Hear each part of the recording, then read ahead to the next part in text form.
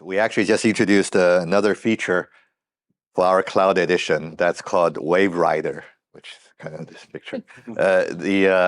And that's actually using Snapshot to right size your VMs or your instances, even for long-running jobs. So we found for these long-running jobs, often they use different amount of CPUs or memory throughout the course of running the application.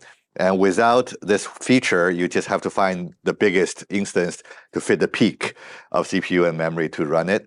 Now with this feature, you could start small, and when it needs more, you kind of take a snapshot, get a bigger instance, move to bigger instance. So for jobs that runs weeks or days, this can save 70–80% of the cost by right-sizing the VMs. So that's actually another exciting new use case based on Snapshot. And these are just examples of the interesting data services you can add on top of memory to accelerate performance and save cost. And I think we've heard from Ahmad, from JP, and from Steve, sort of exciting technologies, both in hardware and in software, that are coming together. This is, as I mentioned, year zero of real CXL product coming to market. And I'll wrap it up. I think I probably will do it in 10–15 minutes. Kind of how does this come together?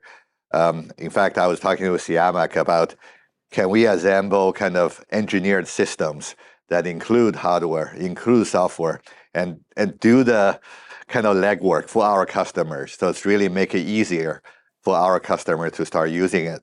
So I have a few slides to share our thoughts of putting this together and deliver it to allow the early adopters to start get their feet wet, get their experience with it. And through that process, we may discover even more exciting use cases where CXL can be helpful. So as part of this, we are sort of introducing a new concept. And right now we name it a CXL computing cell. And why do we give it this name? One reason is we think for the last 30 years, really the architecture for computing a data center is a server architecture. It's a physical box where you have your compute memory, storage networks, GPUs, and so on, all in there together. And it's a pretty hard boundary for each server. And it's difficult to move things from server to server. And so that's being the fundamental computing unit of a data center. With the coming of CXL, we think the boundary is being softened, is being blurred, server to server boundary.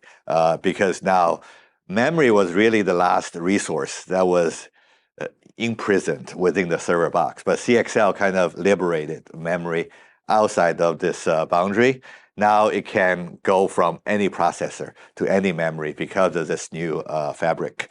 And because of that, we think there is a new computing unit, we call it a cell, that's centered around the CXL fabric or CXL bus, where you can have various processing units connecting to it. You can have a memory that serves sort of as a nucleus of this cell that any processor can access to. They can share data. They can do various interesting things across this fabric to access that memory.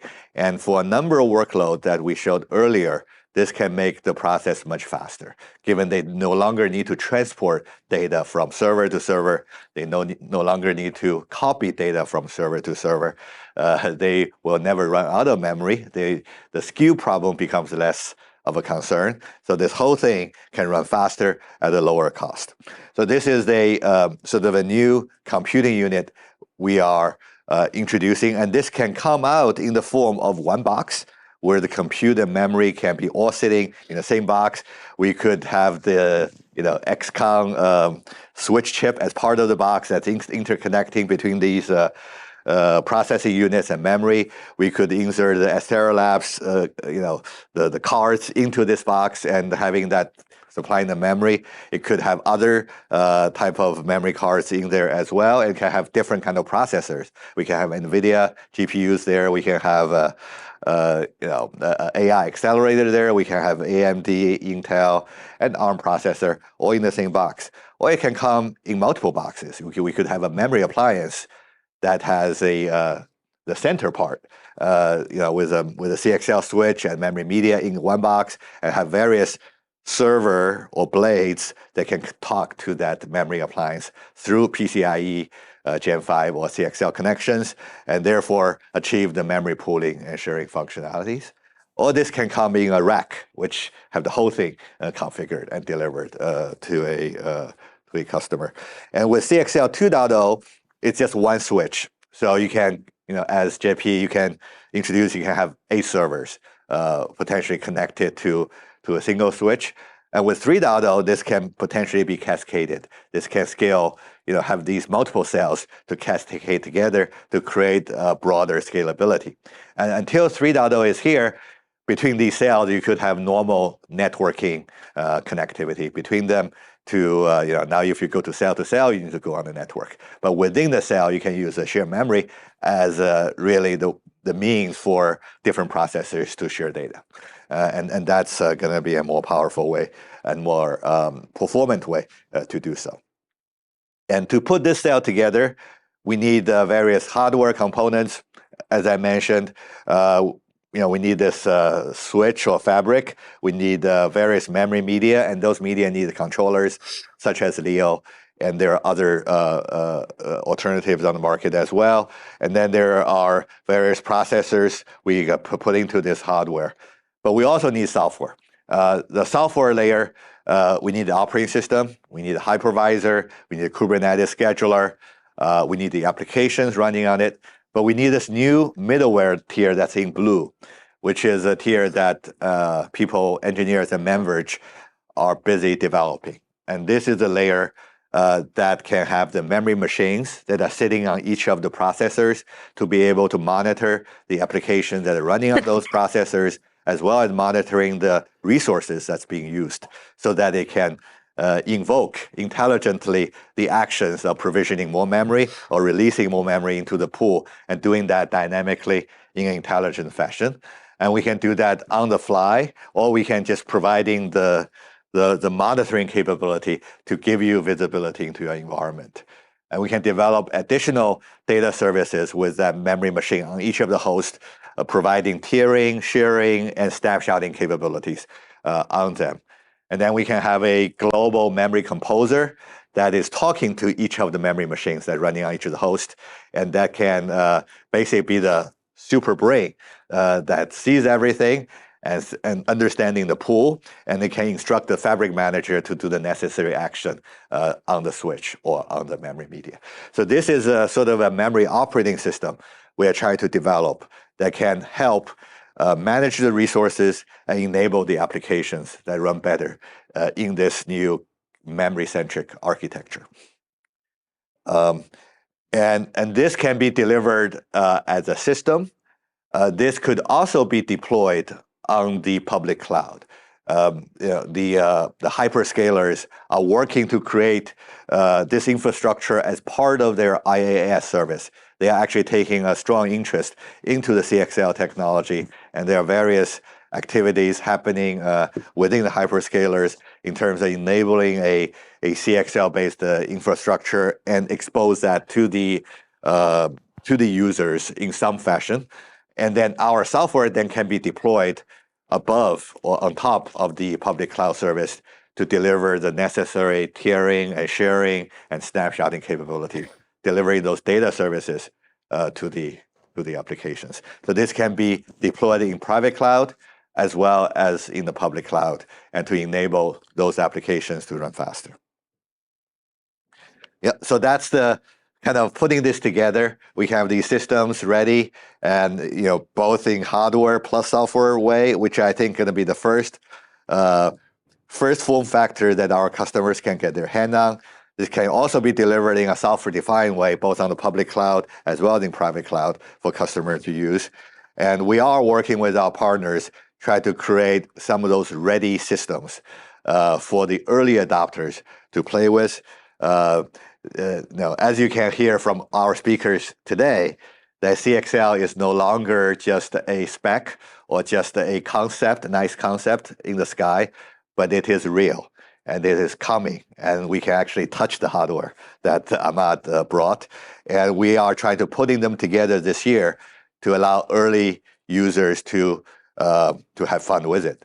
And so if you are interested, please email us at cxl@memverge.com, and we'll get you ready, and you'll be in the queue to get your hand on a early system to to see the power that CXL can bring to you. Answer. This is of course very interesting. Thank you very much for taking this challenge for yourself and challenging other partners to actually come along.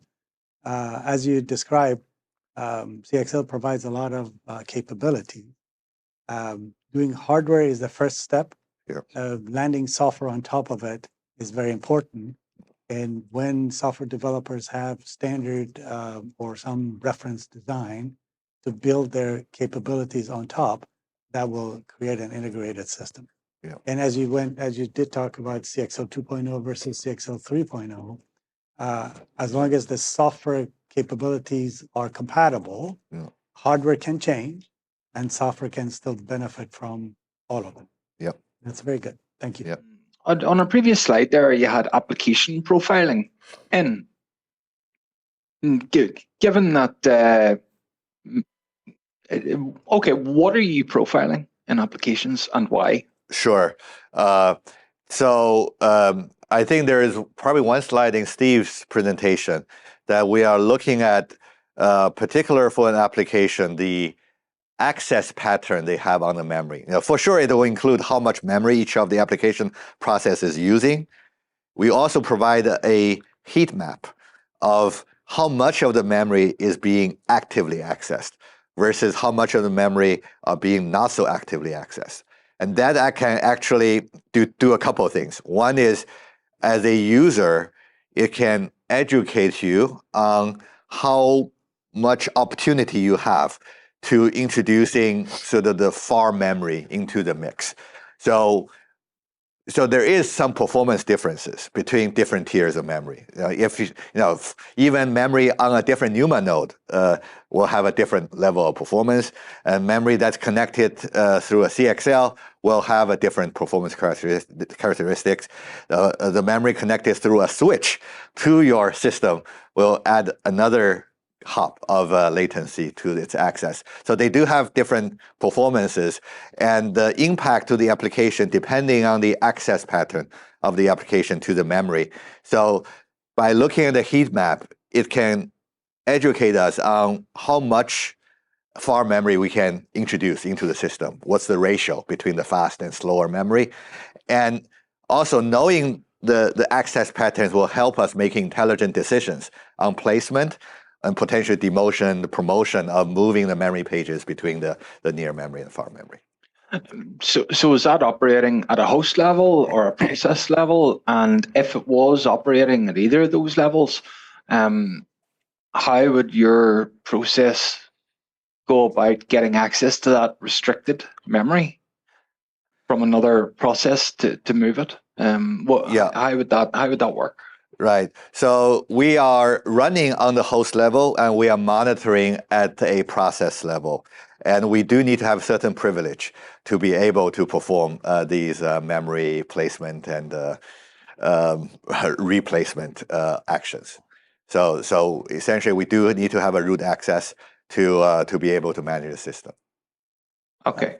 This is like scaling. You could scale applications. So if an application demanded more memory, you could allocate it. So the only thing that comes to mind here for me would be, because this is memory, it's fast. Could you get in a situation where an application's gone berserk asking them, and then you get this kind of loop? Right. Certainly, and those are the situations we are designing for or against, meaning to do it so that it doesn't get to thrashing situations. They keep moving back and forth, and that's where our algorithms try to take care of.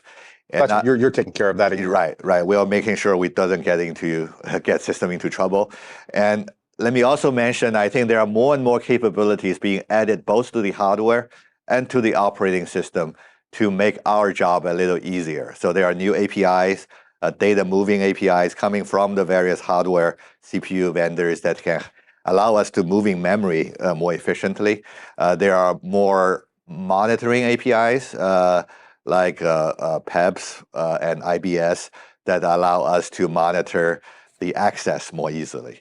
So they have built into the hardware some sampling mechanism to allow us to do it. So we are getting more and more assistance from the underlying layers to help us do these jobs more easily. Do you look at read and write patterns separately, or does it not matter for you? We do need to look at read and write patterns separately, and they are at different we are at a different level of capabilities of monitoring those, but we are trying to do our best to monitoring the read and versus write. Of course, one can think that measurement or monitoring could be fine grain, but taking action sometimes is at a coarse grain. Right. If the action is based on customer choice or customer purchase patterns, maybe the movement might be at a VM level or a container level, although a VM or a container might have multiple threads or processes running underneath that might be read or write sensitive. That measurement can be done, but when you want to take an action, you have to take an action overall. Maybe a particular VM had a higher priority and they have paid for whatever they were using, and you don't want to change and monitor, move that one. Yeah.